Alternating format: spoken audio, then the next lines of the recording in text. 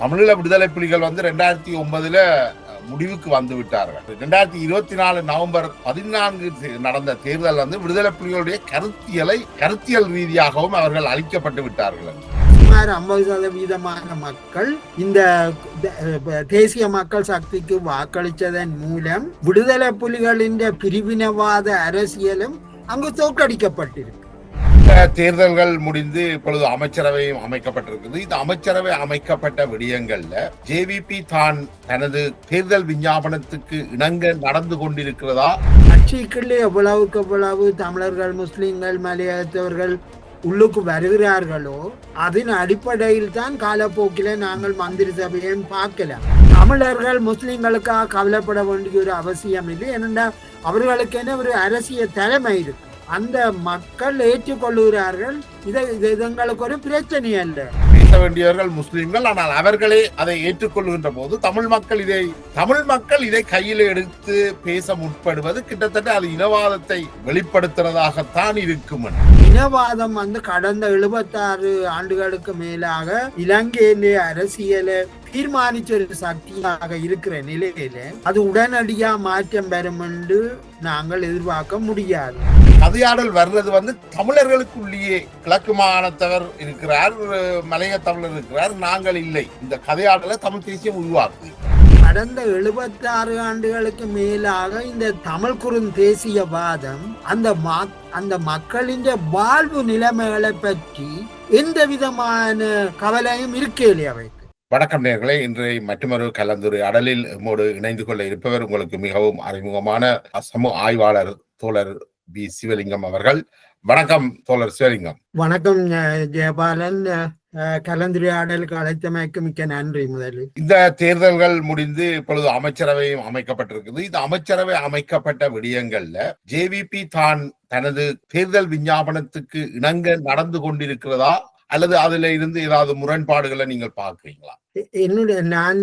என்னுடைய அவதானிப்பின்படி ஜேவிபி தன்னுடைய கட்சி கொள்கைகளினுடைய அடிப்படையில் தான் நகர்ந்து கொண்டிருப்பதாக தெரிகிறது. அது மட்டுமல்ல, ஒரு கட்சி ஆட்சி முறை என்கின்ற ஒரு நிலைமையில் தற்போது அரசியல் காணப்படுற ஒரு நிலைமையும், அதுக்கு அடுத்ததான் அவர்கள் சகல சமூகத்தின் பிரதிநிதித்துவத்தையும் அவர்கள் வச்சிருக்கிற நிலையில அவர்கள் சமூகங்கள்ன்றதை பார்க்காமல் இந்த இலங்கை நாட்டு மக்கள் அவர்களுக்கு தாங்கள் சேவை செய்வதற்கு மக்கள் ஆணை தந்திருக்கிறார்கள். அந்த சேவையை அது தமிழரோ சிங்களவரோ முஸ்லிமோன்றது அல்ல பிரச்சனை.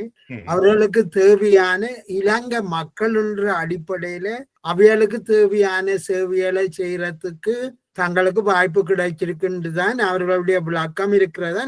நீங்கள் குறிப்பிடுறது போல சில பிரச்சனைகள் எழலாம். ஏனென்றால் கடந்த 75 வருஷங்களாக இருந்த ஆட்சி முறையில் தமிழர்களுடைய நலன்களுக்காக தமிழர், முஸ்லிம்களினுடைய நலன்களுக்காக முஸ்லிம் என்ற அடிப்படையில் மந்திரி பதவிகள் கொடுத்திருந்த போதிலும் இப்பொழுது அவர்கள் ஒரு கேள்வியை கேட்கிறார்கள். நீங்கள் தமிழர் என்று ஒரு தரி அனுப்பி அல்ல முஸ்லீம் என்று ஒரு தரி அனுப்பி உங்களுடைய நலனை அவர்கள் பாதுகாத்தார்களா என்ற ஒரு கேள்வியை எழுப்பும் பொழுது, அப்ப இந்த மாதிரியான பதவிகளை வழங்குறதன் மூலம் எதிர்பார்த்த பலன் ஒன்றும் கிடைக்கல. அப்ப அதுல இருந்து தெரியுது, நீங்கள் தமிழரோ அல்லது சிங்களவரோன்றதல்ல, அந்த மக்களுக்கு தேவையான சேவை வழங்கப்படவில்லை. அப்ப இதுல இருந்து அவர்கள் அந்த மாதிரியான ஒரு விளக்கத்துக்கு செல்வது ஆச்சரியம் இல்லை. ஆனா இந்த எதிர்பார்ப்புகள் ஒரு நியாயமாக இருக்கலாம். அதாவது பன்மைத்துவ சமூக அமைப்பு ஏற்றுக்கொள்ற ஒரு அரசாங்கம் அந்த பன்மைத்துவ சமூக அமைப்பு அரசியல் நியமனங்களையும் வெளிப்பட வேண்டும் என்றதை பொதுவான ஒரு எதிர்பார்ப்பு இருக்கலாம். ஆனா இது முதலாவது ஆண்டு வகையில அடுத்தடுத்த ஆண்டுகள்ல இன்னும் பல மாற்றங்கள் ஏற்படலாம். நாங்கள் ஜேவிபி ஆட்சியை அமைக்கின்றதுக்கு முதலே அவர்களுடைய ஒரு முக்கிய கூட்டாக இருந்தது தங்களுடைய அமைச்சரவையில மூவில மக்களும் இடம்பெறுவார்கள் என்று. அந்த அடிப்படையில பார்க்கல 189 பாராளுமன்ற உறுப்பினர்கள் இருந்தும் முஸ்லிம்களுடைய அமைச்சு பொறுப்பொண்டு முஸ்லிம்களுக்கு வழங்கப்பட இல்லை என்ற ஒரு குற்றச்சாட்டு சிலரால வைக்கப்படுகிறது. அதை நீங்கள் என்னென்னு பார்க்கறீங்க? அது ஒரு நெருடலாகவும் எனக்கு தெரிந்தது. என்னால் ஆட்சி அமைக்கிறதுக்கு முதலே வழங்கப்பட்ட ஒரு தீர்மானம், ஒரு நம்பிக்கை, அந்த நம்பிக்கை அதுல வெளிப்படையிலேயோ என்ற ஒரு எண்ணம் இருக்குது. அதை நீங்கள் என்னண்டு? அது ஒரு நியாயமான கேள்விதான். அதாவது மந்திரி சபையில 3 சமூகங்களும் பிரதித்துவப்படுத்தப்படும் என்று உறுதியான கருத்தை சொன்ன பிறகு அவ்வாறான வெளிப்பாடுகள் தற்போதைய மந்திரி சபையில் அடையாளப்படுத்தப்படவில்லை என்பது உண்மையில் ஒரு முக்கியமான கேள்விதான். ஆனால் இதை நாங்கள் அவர்களுக்கும் சில கால அவகாசத்தை கொடுத்து பார்க்க வேண்டியிருக்கிறது. ஏனெனில் அவர்கள் முக்கியமான மந்திரி பதவிகளுக்கு கொடுக்கக்கூடிய ஆட்கள் அவர்கள்ட்ட இல்லாமல் இருக்கலாம் ஒருவேளை, எனக்கு தெரியவில்லை. அது என்னன்னா எல்லோருமே ஜேவிபியில் தெரிவு செய்யப்பட்ட முஸ்லிம் பாராளுமன்ற உறுப்பினர்கள் மத்தியில அது உள்ளவர்கள் இல்லை என்று அதான் அந்த அந்த ஒரு நிலைமை இருக்கலாம். ஆனபடியா ஆனால் பிரதி அமைச்சர்களாக இருப்பவர்கள் காலப்போக்கிலே அவர்கள் அந்த அனுபவத்தை பெற்றுக்கொள்ள கூடும். ஆனபடியா இதுல நாங்கள் சந்தேகங்கள் என்றதை விட கோணத்திலே அணுகிறதும் ஒரு தவறுண்டு இருக்குன்னு நினைக்கிறீங்களா? இப்படி ஒவ்வொரு சமூகத்துக்கும் இன்னது வழங்கப்பட்டிருக்கா வழங்கப்படையிலையா என்ற கோணத்திலே அணுகிறதுல அது உண்மையில் நான் நினைக்கிறேன் அது ஒரு வகையில் பாகுபடுத்தப்பட்ட ஒரு நிலைமையாகத்தான் இருக்கும். ஆனாலும் கட்சிக்குள்ளே எவ்வளவுக்கு எவ்வளவு தமிழர்கள், முஸ்லிம்கள், மலையகத்தவர்கள் உள்ளுக்கு வருகிறார்களோ அதன் அடிப்படையில் தான் காலப்போக்கில நாங்கள் மந்திரி சபையையும் பார்க்கலாம். ஆனால் இப்பொழுது முற்றிலும் புதிதான ஒரு அரசாங்கம், முற்றிலும் புதிதான ஒரு கோட்பாடுகளை கொண்ட அரசாங்கம், மற்றது எதிர்பாராத வகையில நாட்டின் அதிகார பலத்தை அவர்கள் எடுத்திருக்கணும். ஆனபடியா அந்த அந்த நிலைமையை நாங்கள் அவர்களுக்கு வழங்க வேணும். சிறிது காலம் பார்க்க வேணும் அவர்கள் எப்படி இது எடுத்துக்கொள்கிறார்கள் என்பதை நாங்கள் தலைவராக முஸ்லிம் ஒருவர் நியமிக்கப்பட்டிருக்கிறார். உதவி சபாநாயகராகவும் கமிட்டிகள் உதவி சபாநாயகர் நீங்க வேணுமென்றா நான் அதை அனுப்பலாம். உதவி சபாநாயகராக நியமிக்கப்பட்டிருப்பவர் டாக்டர் ரிஸ்வி என்று அவர் கொழும்பிலே ஒரு வைத்தியராயிருந்தவர். அவற்றை பேட்டி ஒன்றை நான் பார்த்த பொழுது அவர் சாமானிய மக்களை பற்றி அவருடைய பேட்டியே அவர் மிகவும் அழுது பேசியதை என்னால பார்க்கக்கூடிய இருந்தது. அது சாமானிய மக்களுக்கு சுகாதார வசதிகள் கிட்டாமல் இருக்கிறது தொடர்பாக.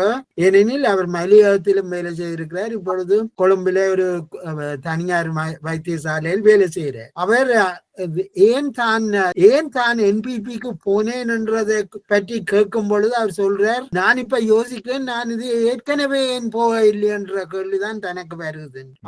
அது அவ்வளவு உணர்வோடு அவர் பேசுறது என்னால அவதானிக்க கூடிய இருந்து.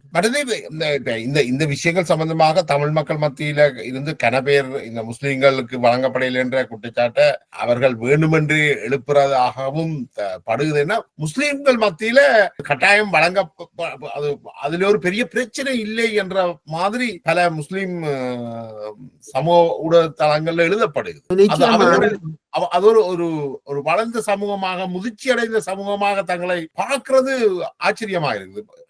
இதுல நாங்கள் என்ன அவதானிக்கணும் என்றால், முஸ்லிம் சமூகம் கடந்த காலங்கள்ல மந்திரிகளாக பதவி வாய்த்தவர்கள் தங்களுடைய சுகபோகங்களும் தங்களுடைய சொந்தக்காரர்களுக்கும் தான் அந்த அதிகார வாய்ப்புகளை வசதிகளை எடுத்து கொடுத்தார்கள். இது முஸ்லிம் மக்கள பெரும்பாலான மக்களுக்கு இது பெரிய ஒரு பிரச்சனையாக இருந்தது. அதாவது சாமானிய மக்களுக்கு அந்த உதவிகள் போய் சேரலை. அப்ப அவர்கள் நினைக்கிறார்கள் முஸ்லிம் அமைச்சர்களுக்கு பதவி கொடுத்தும் அது முஸ்லிம் மக்களுக்கு தேவையானது கிடைக்கல என்ற ஒரு சூழல்ல, உதாரணத்துக்கு முஸ்லிம் ஜனாசாக்கள் எரிக்கப்பட்ட நிலைமையில முஸ்லிம் பாராளுமன்ற உறுப்பினர்களும் மந்திரிகளும் மௌனமாகத்தானே இருந்திருக்கிறார்கள். அவர்கள் யோசிக்கிறார்கள் இவர்கள் இருந்தும் இல்லாமலும் ஒன்றுதான்.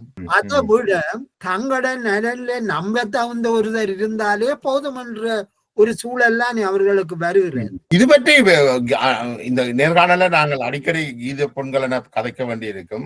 பேராசிரியர், தற்போது அமெரிக்காவில் வாழ்கின்ற பேராசிரியர், அவர் சில கருத்துக்களை வெளியிட்டிருந்தார். அதுல ஒரு கருத்து இந்த முஸ்லிம்களுடைய பிரச்சனை சம்பந்தமாக வைக்கின்ற பொழுது அவர் குறிப்பிட்டார், தமிழ் மக்கள் இதை கையில எடுத்து பேச முற்படுவது கிட்டத்தட்ட அது இனவாதத்தை வெளிப்படுத்துறதாகத்தான் இருக்கும் என்று. அது அந்த அந்த பிரச்சனையை பேச வேண்டியவர்கள் முஸ்லிம்கள். ஆனால் அவர்களே அதை ஏற்றுக்கொள்கின்ற போது தமிழ் மக்கள் இதை தமிழர் தரப்பில இருந்து இதை போட்டுடைக்க வெளிக்கிறது இதை நீங்கள் என்னென்று பாக்குறீங்க? இது நிச்சயமாக தமிழர் தரப்பில இருக்கிற பிற்போக்கு சக்திகள் அவற்றை கருத்தின்படி நாங்கள் இந்த பிரச்சனையை வேற கண்ணாடியை போட்டுதான் பார்க்கணும்.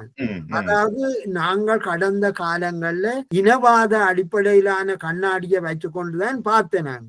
இந்த நிலைமை இனி பார்க்க இயலாது. நாங்கள் வேறு ஒரு கண்ணாடிக்குள்ளால்தான் பார்க்கணும். அந்த அடிப்படையில பார்க்கும் பொழுது தமிழர்கள் முஸ்லிம்களுக்காக கவலைப்பட வேண்டிய ஒரு அவசியம் இல்லை. ஏனென்றா அவர்களுக்கென ஒரு அரசியல் தலைமை இருக்கு. அந்த மக்கள் ஏற்றுக்கொள்ளுகிறார்கள். இதை எங்களுக்கு ஒரு பிரச்சனை அல்ல. இவர்கள் கௌரவமாக அந்த முடிவுகளை எடுக்கிற அதிகாரத்தை அந்த மக்களிடம் விட்டுட்டு தங்களுடைய அலுவல்களை தாங்கள் பார்க்கணும். இப்ப என்ன செய்ய பார்க்கணும்னா தங்கண்ட வளமையான பிளவுபடுத்துற அரசியல் அடிப்படையில இதை நோக்கிறதால தான் இவர்களால ஒரு நல்ல மாற்றத்தை கூட கண்டுகொள்ள முடிவதில்லை. என்ன இந்த நாடு முழுவதும் இந்த மாற்றம் ஏற்பட்டாலும் நாங்கள் பார்க்கிறோம் கிழக்கு மாகாணத்துல சாணக்கியன் பெரும் விருப்பு வாக்களை பெற்று வெற்றி பெற்றுக்கிறார். இதுக்கு பின்னுக்கு அங்கிருந்து வருகிற தகவல்களின் படி அவர் முஸ்லிம்களுக்கு எதிரான வாதத்தை நிறைய முன்வைத்து வருவதாக ஒரு குற்றச்சாட்டு இருக்குது. அவ்வாறான விஷயங்களை நீங்கள் அறியுவீங்களா? இதுல நாங்கள் 2 அம்சம் எங்களை கவனத்துக்குரியது. அது கடந்த பாராளுமன்றத்திலே முஸ்லிம் மக்கள் தொடர்பாக மிக அதிக அளவு பேசியவர் சாணக்கியன். மற்றது பட்டிருப்பில இருந்து பொலிகண்டி வருகின்ற அந்த ஊர்வலத்திலேயும் பல முஸ்லிம் மக்கள் கலந்து கொண்டிருக்கிறார்கள். இப்பொழுது முஸ்லிம் மக்களில் பலர் தமிழ் அரசியல்ல உள்ள மாற்றங்களை அவதானிக்கிறார்கள். என்ன இதுல முக்கியமானதுண்டா தேர்தல்ல நடக்கிற பிரச்சாரங்களை மையமாக வச்சுக்கொண்டு நாங்கள் இதுகளை அளவீடு செய்யறது தவறு. தேர்தல் காலங்கள்ல முஸ்லிம்களுக்கு விரோதமாக பேச வேண்டிய ஒரு சூழல் ஏற்படலாம். ஏனெனில் முஸ்லிம் தரப்பில் இருந்து சாணக்கியனுக்கு எதிராக பேசும் பொழுது அவர் மௌனமாக இருந்தார் என்றால் அதையும் கேள்வி எழுப்புவார்கள். எனவே அவர்களும் தவிர்க்க முடியாமல் பதில்களை கொடுக்க வேண்டிய ஒரு சூழலுக்கு ஏற்படும். அந்த வகையில தேர்தல் கால உரியல் தேர்தலோடு முடிந்ததாக வச்சுக்கொண்டு சாணக்கியனுக்கு முஸ்லிம் மக்களில் பலர் வாக்களித்திருக்கிறார்கள். எனவே இதையும் நாங்கள் எங்க கவனத்து கொண்டு தான் எதிர்காலத்தை நாங்கள் நோக்கணும் என்று நினைக்கிறேன்.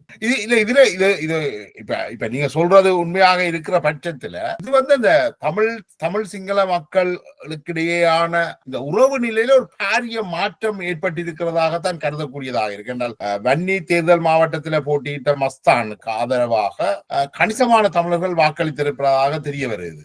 அடுத்தது அருண் ஹேமச்சந்திரா அவர்களுக்கு மூவின மக்களும் திருவோணமலையில வாக்களித்திருக்கிறார்கள். இதெல்லாம் அந்த இலங்கையுடைய அரசியல், இலங்கை மக்களுடைய அரசியல் என்றது ஒருவரை முதிர்ச்சி அடைந்த தன்மைக்கு வந்திருக்கு என்று பார்க்க வேண்டுமா? தேசிய மக்கள் சக்தியை மையமா வச்சுத்தான் நாங்கள் இதை பார்க்கணும். ஏனென்றால் தேசிய மக்கள் சக்திக்குள்ள இனவாதம் இல்லை என்றதை அடையாளம் கண்ட காரணத்தினாலே தான் அருண் ஹேமச்சந்திர போன்றவர்களுக்கு தமிழர்கள் வாக்களிக்கிறார்கள். அந்த மாத்திரையில வெற்றி பெற்ற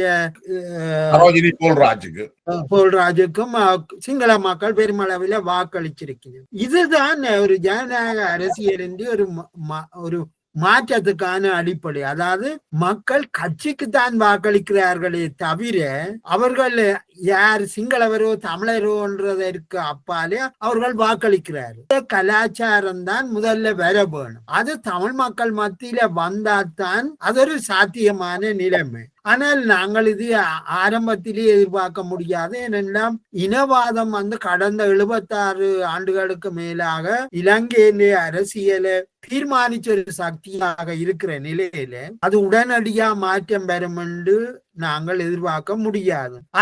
ஆனா இது ஒரு ஆரோக்கியமான மாற்றம் என்றதை நாங்கள் ஏற்றுக்கொள்ளுவோம். இப்ப அதுல இன்னொன்று கீத பொன்கலர் ஐபிசிக்கு வழங்கிய நேர்காணல்ல ஒரு கட்டத்துல சொல்றார், தமிழீழ விடுதலை புலிகள் 2009 முடிவுக்கு வந்து விட்டார்கள். அவர்கள் பிசிக்கலாக அவர்கள் இல்லாமல் போய்விட்டார்கள், இல்லாமல் ஆக்கப்பட்டு விட்டார்கள். ஆனால் 2024 நவம்பர் 14 நடந்த தேர்தல் விடுதலை புலிகளுடைய கருத்தியல் ரீதியாகவும் அவர்கள் அழிக்கப்பட்டு விட்டார்கள் இருக்கிறார்கள். இத நீங்கள் எப்படி பாக்குறீங்க? இது ஒரு முக்கியமான கேள்வி. அவர் சொல்றதன்படி முதல்ல 2009 சரீர ரீதியாக விடுதலை புலிகள் தோற்கடிக்கப்பட்டார்கள். இப்பொழுது அவர்கள் கோட்பாட்டு அடிப்படையிலும் தோற்கடிக்கப்பட்டிருக்கிறார்கள் என்று அவர் சொல்றார். இது முக்கியமானது. ஏனென்றா தமிழரசு கட்சிக்குள்ள நடந்த உள் முரண்பாடுகள் எங்களுக்கு ஒரு மிக முக்கியமான உதாரணம். தமிழரசு கட்சிக்குள்ள பிரிவினவாத சக்திகள் அதாவது சுமந்திரன் தமிழ் தேசிய நீக்க அரசியலை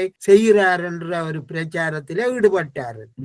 அப்ப தமிழரசு கட்சிக்குள்ள இந்த தமிழ் குறுந்தேசியவாதத்தின் ஆதிக்கமும் அங்க இருந்திருக்குது. அதே நேரத்தில் ஐக்கிய இலங்கைக்குள்ள சகவாழ்வு அரசியலை நடத்த வேணும் என்ற கருத்தியலும் அங்கு இருந்திருக்குது. ஆனா இந்த பொது தேர்தலில் என்ன நடந்திருக்கு என்றால் இந்த சகவாழ்வு அரசியலுக்குத்தான் வாய்ப்பு கிடைச்சிருக்கு. அப்ப அவருடைய கருத்தின்படி, அதாவது கீதப்பன்களன் அவர்களுடைய கருத்தின்படி விடுதலை புலிகளின் பிரிவினவாத அரசியலும் அங்கு தோற்கடிக்கப்பட்டிருக்கு. அவர்களுடைய கருத்துப்படி சுமார் 50% மக்கள் இந்த தேசிய மக்கள் சக்திக்கு வாக்களித்ததன் மூலம் இந்த குறுந்தேசியவாத அரசியலை தோற்கடிச்சிருக்கணும். இப்ப எங்களுடைய கவனத்துக்குரியது என்னன்னா இந்த தோற்கடிச்சதின் விளைவுகள், ஏன் இந்த தோற்கடிப்பு நிகழ்வு நடந்தது, இதை தமிழ் அரசியல் தலைமைகள் சரியாக ஆராய தவறினம். ஏனென்றால் கடந்த 76 ஆண்டுகளுக்கு மேலாக இந்த தமிழ் குறுந்தேசியவாதம் அந்த மக்களின் வாழ்வு நிலைமைகளை பற்றி எந்த விதமான கவலையும் இருக்கலையே அவைக்கு. அது மட்டுமல்ல, அங்க டக்ளஸ் தேவானந்தா போன்றவர்கள் அந்த மக்களுக்கு அரசாங்கத்திட்ட இருந்து சேவைகளை பெற்றுக் கொடுக்கும் பொழுது அவர்கள் துரோகிகளாக்கப்பட்டிருக்கிறார்கள்.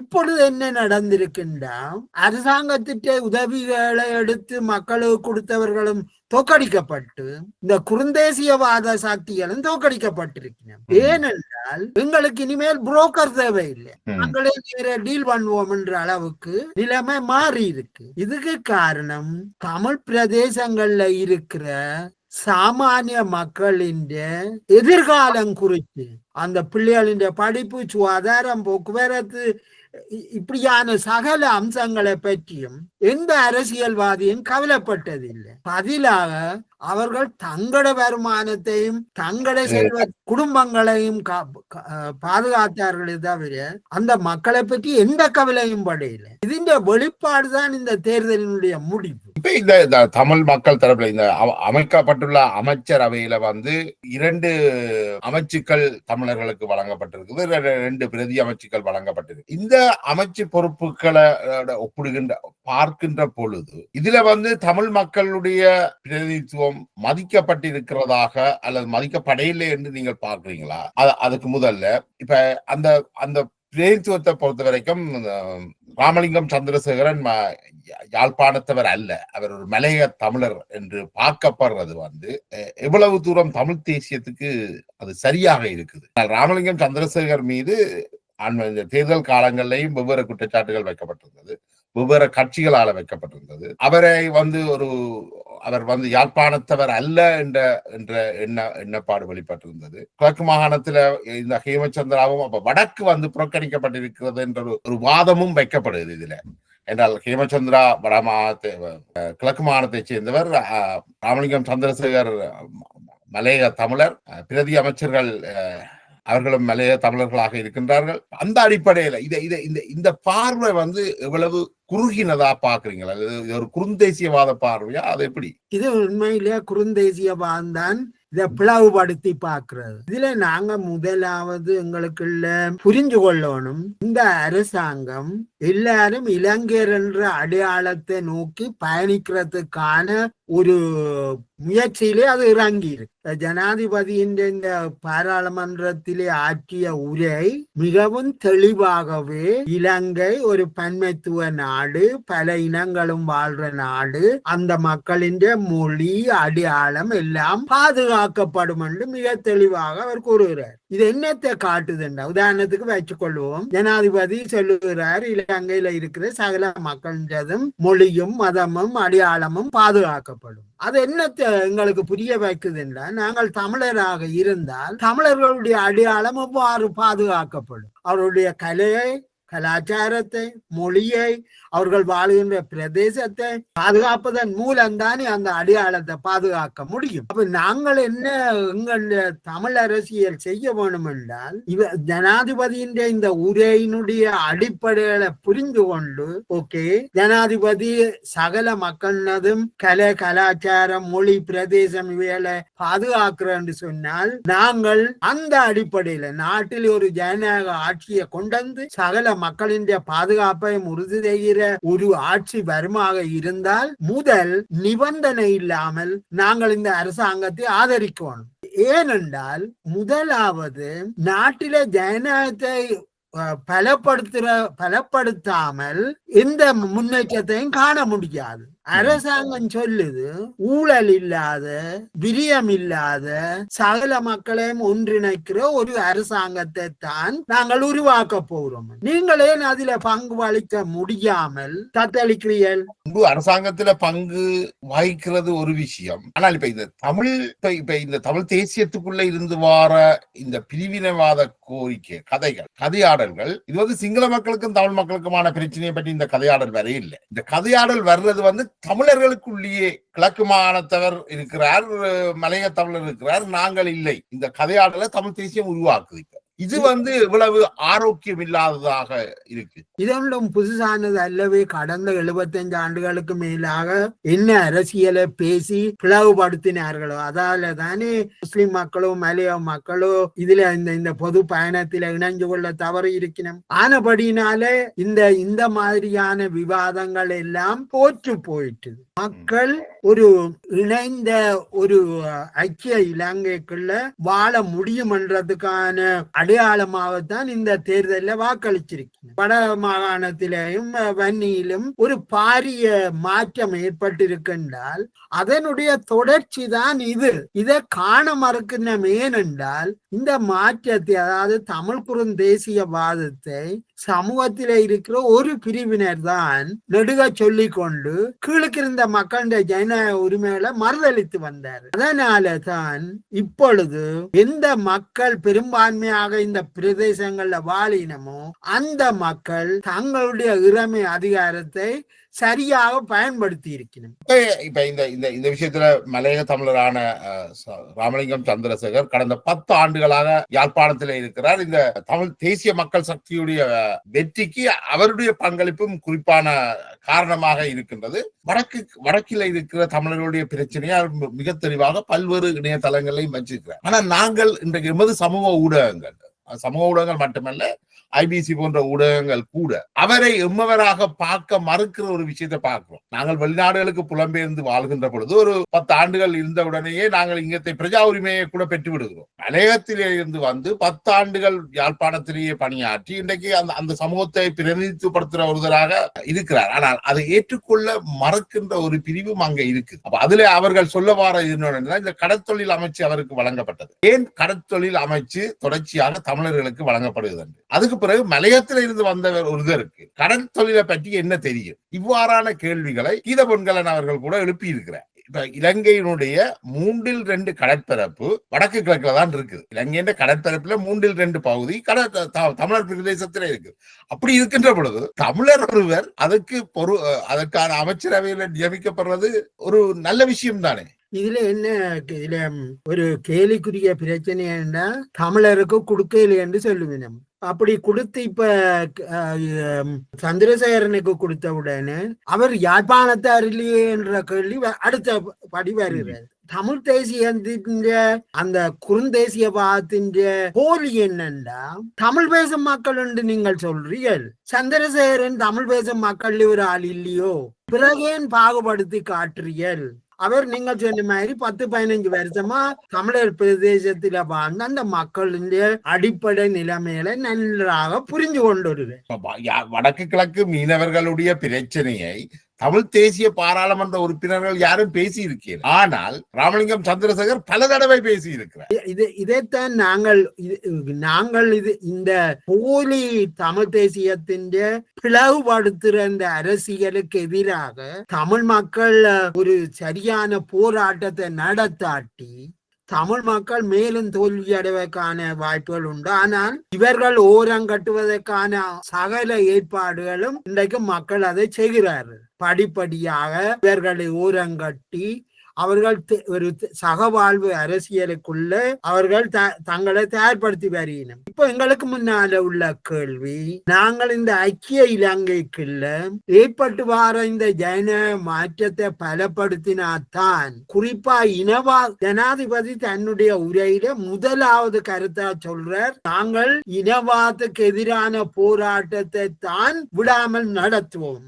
இது முக்கியமான தேவை. நாட்டில வாழ்ற தேசிய இனங்கள் சுயமாகவும் சுயாதீனமாகவும் தங்களுடைய அரசியலை நடத்துறதுக்கு இனவாதம் தான் தடையா இருந்தது. இப்பொழுது இந்த அரசாங்கம் இனவாதத்துக்கு எதிராக தன்னுடைய போராட்டத்தை நடத்த போவதாக சொல்லும் பொழுது இந்த குறுந்தேசியவாத சக்திகள் ஏன் அதுக்கு சார்பாக கருத்து தெரிவிக்கல? இவர்களும் இனவாதிகள் தான். இவர்கள் இனவாதத்தை வச்சுத்தான் இன்றைக்கு அரசியல் நடத்துறாரு. நீ இந்த இனவாத அரசியல் வியாபாரம் சரி வராது. அப்ப அதால தான் இவர்கள் கூடிய வரையில தமிழ் மக்களை பிளவுபடுத்த பார்க்கணும். ஆனா தமிழ் அரசியல் இப்பொழுது விழிப்படைஞ்சிட்டு ஒரு மாற்றத்துக்கு வந்திருக்கு. தமிழ் மக்களின் ஜனநாயக உரிமைகளை பாதுகாப்பதற்கான சூழல் இப்பொழுது ஆரம்பிக்கப்பட்டிருக்கு. அந்த அடிப்படையில இருந்து நாங்கள் பார்க்கல, தமிழ் மக்கள் தங்கண்ட ஜனநாயக உரிமைகளை இந்த மாதிரியான சூழலுக்கு எப்படி பாதுகாக்கலாம்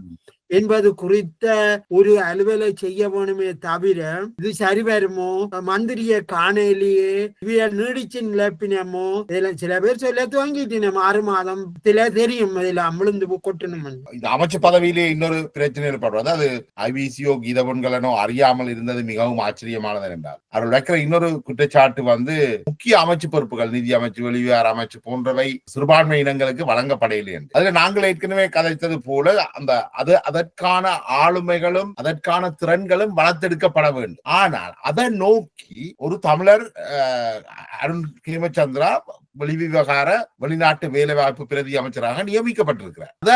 அதை கூட அறிந்து கொள்ளாமல் இந்த விவாதத்தை அவர்கள் மேற்கொள்றது எப்படி இருக்குன்னு நினைக்கிறீங்க? இவர்கள் அறிந்து கொள்ளவில்லை என்று நான் நினைக்கிறேன். இவர்கள் அதே தங்களுக்கு வசதிக்காக மறைக்கிறார்கள். அதாவது ஒரு பாரிய மாற்றம். அதாவது வெளிநாட்டமைச்சர் உதவி வெளிநாட்டமைச்சர் பதவி ஒரு தமிழருக்கு வழங்கப்பட்டிருக்கு. ஒரு இன ஐக்கியத்தின் அடையாளமா நாங்கள் கருத முடியும். அது மட்டுமல்ல, அவர் இன ஐக்கியத்துக்காக தொடர்ந்து போராடி வந்த ஒருவர். அவரு ஒரு பெருமையாக வச்சு பார்க்காமல் இந்த செய்திகளை எல்லாம் இருட்டடிப்பு செய்து பேசுறதுன்றது அதான் இங்க முக்கியமான பிரச்சனை என்னென்றா, நீங்க கவனிச்சீங்க என்றால், கீதபன்கலன் அவர்களுடைய உரையில அவர் ஜேவிபி என்றுதான் சொல்றாரு தவிர இந்த என்பிபியை பற்றி எந்த கதையுமே அவர்கிட்ட இருக்கே இல்லை. ஒரு அறகலைய போராட்டம் நடந்திருக்குது, என்பிபி என்ற ஒரு அமைப்பு தோற்றம் பெற்றிருக்கிறது.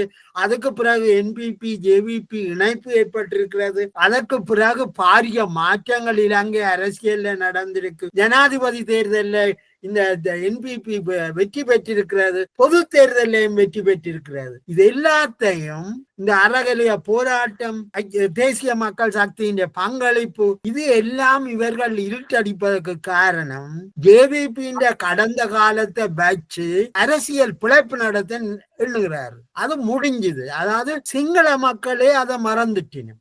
இவதான் அந்த அரசியலை கிண்டி எடுத்து தங்களுக்கு வாய்ப்பான அரசியல் செய்ய பார்க்கும். இதுல இன்னொன்று நீங்கள் அந்த நேர்காணல்ல கவனித்தீர்களோ தெரியல, அவர் அந்த சந்திரசேகரன் பற்றி குறிப்பிடுவது, ராமலிங்கம் சந்திரசேகரன் பற்றி குறிப்பிடுகின்ற பொழுது அவர் ஒரு தோட்டக்காட்டு பிரச்சனை சம்பந்தமான விஷயங்களுக்குத்தான் நியமிக்க தகுதியானவர் என்ற மாதிரி ஒரு விளக்கம் கொடுத்ததாக நான் கேட்டதாக நான் உணர்றேன். நீங்கள் அப்படி ஒரு விஷயம்? ஆமா ஆமா, நான் அதை அவதானித்தேன். அதாவது அவருக்கு எது தெரிஞ்ச பகுதியோ அதுக்குரியதாக மந்திரி சபையா மோசமான ஒரு கருத்தாக்கம் இது.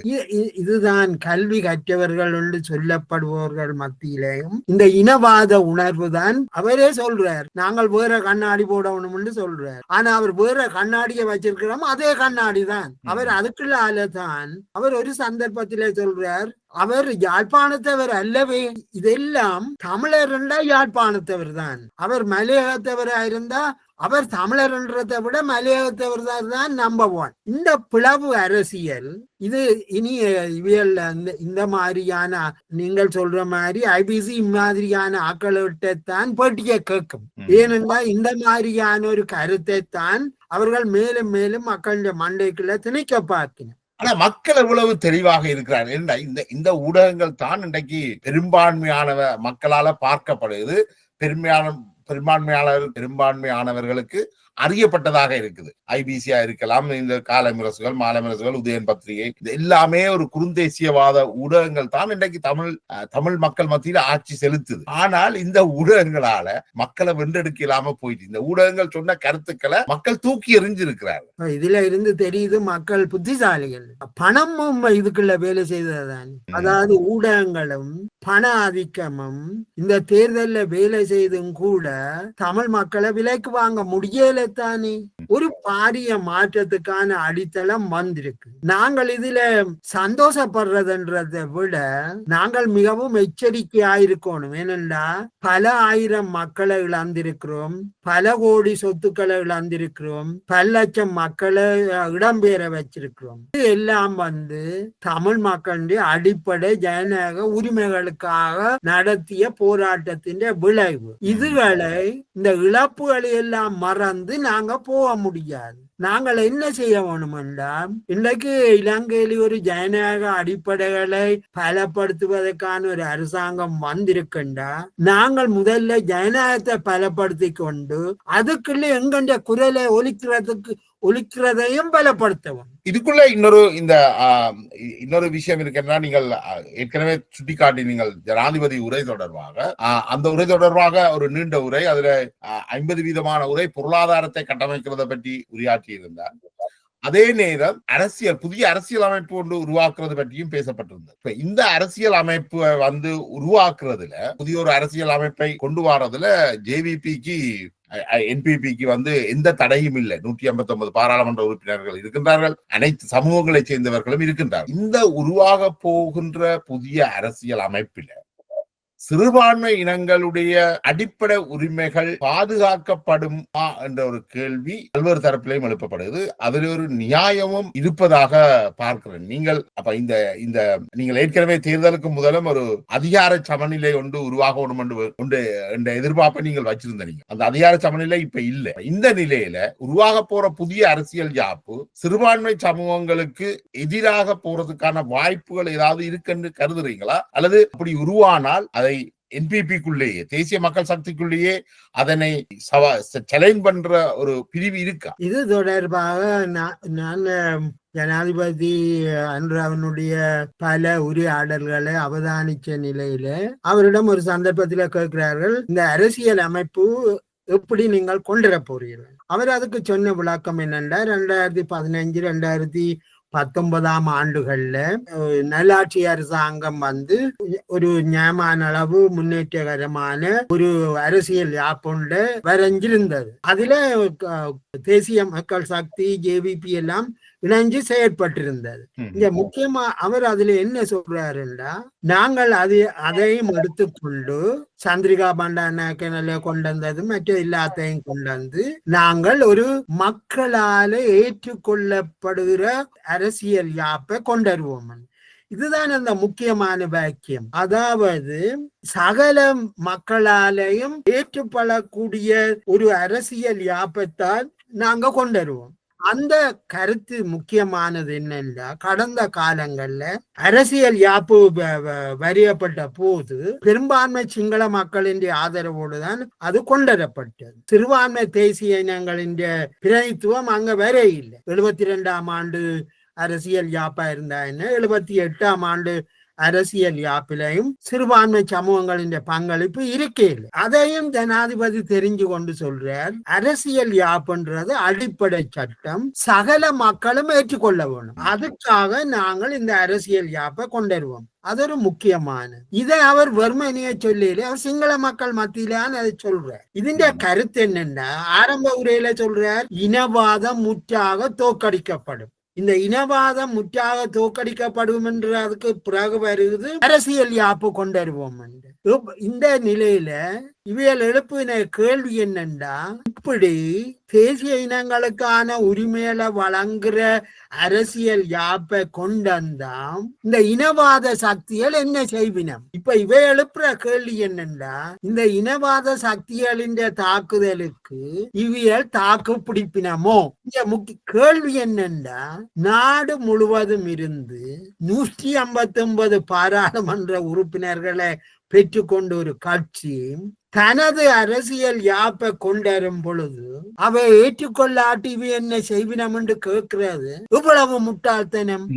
அதாவது பெரும்பான்மை மக்களால் ஏற்றுக்கொள்ளப்பட்ட ஒரு கட்சி ஒரு அரசியல் யாப்பை கொண்டு மக்களுக்கு முன்னால கொண்டருது, இனவாதத்துக்கு எதிராக போராடுறது தன்னுடைய முன்னுரிமை என்று சொல்லுது. இந்த மாதிரியான ஒரு அரசாங்கத்தை பாதுகாத்து இந்த திட்டத்தை நிறைவேற்றுறதுக்கு நாங்கள் எங்கே பங்களிக்கிறது? தேசிய இந்த நாட்டில வாழ்ற தேசிய சிறுபான்மையினங்களுடைய ஜனநாயக உரிமைக்கு இவ்வளவு இடம் கொடுக்கப்பட்டிருக்குது, அதுக்காக நாங்கள் குரல் கொடுக்கணும். இந்த அரசியல் யாப்பு, புதிய அரசியல் யாப்பு வருகின்ற பொழுது பாராளுமன்றத்தில் ஏற்றுக்கொள்ளப்பட்ட பின்னர் அதை 3/2 பெரும்பான்மையோடு அது பாஸ் பண்றதுக்கு வாய்ப்புகள் இருக்குது, முழுமையான வாய்ப்பு இருக்குது. இது மக்களுடைய கருத்து கணிப்புக்கு விடப்படுமா, ரெஃபரண்டம் ஒன்றுக்கு போகுமா? நிச்சயமா அதுதான் அவர்கள் சொல்றாரு. மக்கள் ஏற்றுக்கொள்ளப்பட வேணும் என்று அந்த வார்த்தை வருகிறது. அந்த கருத்து என்ன? பாராளுமன்ற மற்றது புதிய அரசியல் யாப்பு அரசியல் அந்த கருத்து இப்படியும் இருக்கலாம் தானே. மக்கள் தங்களை பாராளுமன்றத்துக்கு அனுப்பி இருக்கிறார்கள், அப்படி என்ன தாங்கள் கொண்டு வர யாப்பு மக்களால் ஏற்றுக்கொள்ளப்பட்ட யாப்பு. அதுல இப்ப இன்றைக்குள்ள நடைமுறையில உள்ள அரசியல் யாப்பின் பிரகாரம் நீங்கள் புதியதொரு யாப்பை கொண்டு வரணும்னா 3/2 பங்கு பெரும்பான்மையும் மக்களின் 50% மேலான வாக்கெடுப்பும் வேணும். அப்ப இதுல மக்களோட வாக்கெடுப்புக்கு விடப்படும் நிச்சயமாக. இதுல தமிழ் மக்கள் பாரிய அளவுக்கு அச்சம் கொள்ள வேண்டிய அவசியம் இல்லை. சிறுபான்மையினங்கள் இதுல என்னன்னா, இந்த இனவாதிகளும் இவைகள் இப்ப பார்த்து கொண்டிருக்கணும் என்னன்னா, சிங்கள இனவாதிகள் என்ன செய்ய போயினும், எப்படியாவது சிங்கள இனவாதிகள் இந்த அரசாங்கத்தை கவுட்டுறாங்க. இது கிட்டத்தட்ட என்னன்னா, இந்த சிறுபான்மை சமூகங்களை பிரதித்துவப்படுத்திய இந்த போலி தேசியவாதிகள் ஒரு இனக்கலவரம் வரணும் என்று தீவிரமாக விரும்புகிறார். நிச்சயமாக இவர்கள் அவ்வாறான ஒரு வாய்ப்பை அவர்கள் நீங்கள் அந்த கீத பொன்கலன் அவர்களுடைய உரிய பார்த்தாலே தெரியுது. இந்த இனவாதிகளுக்கு தாக்கு பிடிப்பினமோ விட்டுடினமோ நான் எதிர்பார்க்கிறேன் அவைகளால நின்றுபடி கேளாது. என்னத்தை நீங்க சொல்ல பாக்குறீர்கள் என்றால், இந்த இனவாதிகள் மீண்டும் கைப்பற்றுவார்கள் என்ற எதிர்பார்ப்பு உங்களுக்கு மத்தியிலும் இருக்குது. நீங்கள் அவ்வாறான விரும்புறீங்க. அதாவது இலங்கையில இனவாத சக்திகள் வரணும் என்றதை நீங்க கிட்டத்தட்ட விரும்புறீங்க. இப்ப விடுதலை புலிகள் 2006 ராஜபக்ஷ அவர்கள் வெல்லோணும் என்று விரும்பினது என்றால், ராஜபக்ஷ வென்று வந்தால் அவர் சண்டைக்கு வருவார், அவர் சண்டைக்கு வந்தால் நாங்கள் இலகுவாக அவரை அடிச்சு விழுத்து இல்லாமல் இந்த ஸ்ட்ராட்டஜி தான் இப்பவும் எதிர்பார்க்கிறார்களா? அதுதான் கிளிநொச்சிக்குள்ள ராணுவம் போய்க்குள்ள உள்ளுக்கு வரட்டும் அடிப்போம் என்று சொன்ன கதை தான். இன்றைக்கு நிலைமை நாடு முழுவதும் ஒரு புதிய மாற்றம் வந்திருக்கு. புதிய அரசியல் விவாதம் ஒன்று ஆரம்பிக்கப்பட்டிருக்கு. அதாவது இலங்கையில ஒரு தேசிய அடிப்படையிலான ஒரு தேசிய அரசாங்கம் ஒன்று தோற்றுவிக்கப்பட போகுது. ஒரு ஜனநாயகம் நாட்டில பலப்படுத்த போகுது. கடந்த காலங்கள்ல இனவாதம் தான் நாட்டின் அரசியலை தீர்மானிச்சது. இப்பொழுது இனவாதத்துக்கு எதிரான ஒரு போராட்டமே ஆரம்பிக்கப்பட்டிருக்கு. நீங்கள் எங்க நிக்கிறீங்க? இந்த இனவாதத்துக்கு எதிரான இந்த போராட்டத்திலே நீங்கள் எந்த பக்கம்? நீங்கள் சொல்ற கருத்து எல்லாத்தையும் பார்க்கல, நீங்கள் இனவாதிகளின் பக்கம் நிற்கிறீர்கள். நீங்கள் இந்த அரசாங்கத்தை கவிழ்ப்பதற்கான தருணத்தை எதிர்பார்த்து நிற்கிறீர்கள். இதுல நீங்க பார்க்கலாம், முதலாவது சொல்றார் விடுதலை புலிகள் சரீர ரீதியாக 2009 ஒழிக்கப்பட்டார். பின்னர் 2024 கோட்பாட்டு அடிப்படையிலும் தோற்கடிக்கப்பட்டார். இதன் கருத்து நீங்கள் தமிழீழ கனவு எல்லாம் முடிஞ்சு. அப்ப அவர் என்ன சொல்ல பாக்குறாருன்னா, நீங்கள் இதை சும்மா இருக்காதீங்க, இது முடிஞ்சது, இதை விட்டுட்டு இருந்தியாலோ இது இல்லாமல் போடும். அதுக்கு ஒரு முற்றுப்புள்ளி வச்சு நாங்கள் அடுத்த கட்டத்துக்கு நகரணும் என்று சொல்றதிலும் பார்க்க இதை விடாதெங்கோ என்று சொல்ல வலிக்கிறார். அதுதான் அந்த அந்த கருத்தினுடைய உட்கருத்து. நான் நினைக்கிறேன் நாங்கள் இந்த இந்த இந்த புள்ளியோட இந்த உரையாடல முடிவுக்கு கொண்டு வரலாம் நினைக்கிறேன். நீங்கள் ஏதாவது குறிப்பாக சொல்ல இருக்கா இதுல நாங்கள் கருத்திலேயே அவதானிச்சு கொண்டிருக்கிறவியல் மிகவும் கவனமாக உண்மையாகவே இந்த சந்தேகங்கள் இருக்கின்றன, சகலருக்கும் உண்டு. ஏனென்றா இந்த அரசாங்கம் 2 மாதம் இல்ல, என்ன நடக்கும் எங்களுக்கு தெரியாது. ஆனால் எடுக்கிற அடியல் ஒவ்வொன்றும் நாட்டிலே ஒரு அடிப்படை மாற்றத்துக்கான ஒரு அடையாளங்களை எங்களுக்கு தருகுது.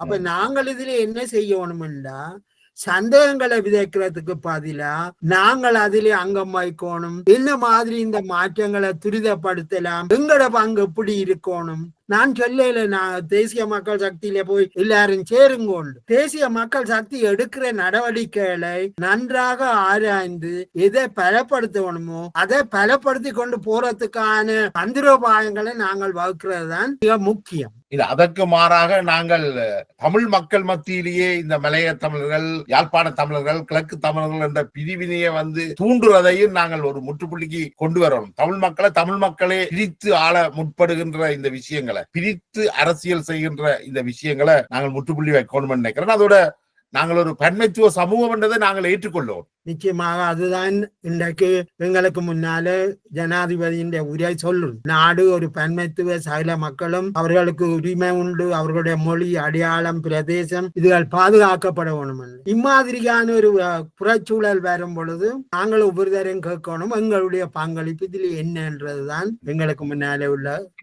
தமிழ் மக்களுக்கும் எங்களுக்கு இந்த அரசியல் கலந்துரையாடல்களை மேற்கொள்கிறவர்கள் எங்களுடைய கருத்துக்களையும் அழுத்தம் திருத்தமாக வைப்பதன் மூலம் ஜேவிபி அல்லது என்பிபிக்கு நாங்கள் இந்த கருத்துக்களை நாங்கள் கொண்டு செல்கிறோம். தமிழ் மக்களுடைய எதிர்பார்ப்பு என்ன என்ற விஷயங்கள் அவர்களுக்கு கொண்டு செல்லப்பட வேண்டுமே ஒழிய ஒரு இனவாதத்தை தூண்டுற போக்குகள் நிச்சயமாக தவிர்க்கப்படணும் நினைக்கிறேன். நிச்சயமாக அந்த வகையில் எனக்கு இந்த வாய்ப்பு தந்ததுக்கு நன்றி. நன்றி தோழர் சிவலிங்கம். உங்களுடைய இந்த நேரத்தை ஒதுக்கி நம்முடைய இவ்வளவு நேரம் இந்த கலந்துரையாடல் மேற்கொண்டமைக்கு மீண்டும் தொடர்ச்சியாக நாங்கள் அடுத்தடுத்த விஷயங்களையும் எவ்வாறு இந்த அரசியல் நகர்கிறது என்பதை பற்றி தொடர்ந்து உரையாடுவோம். நன்றி. நன்றி.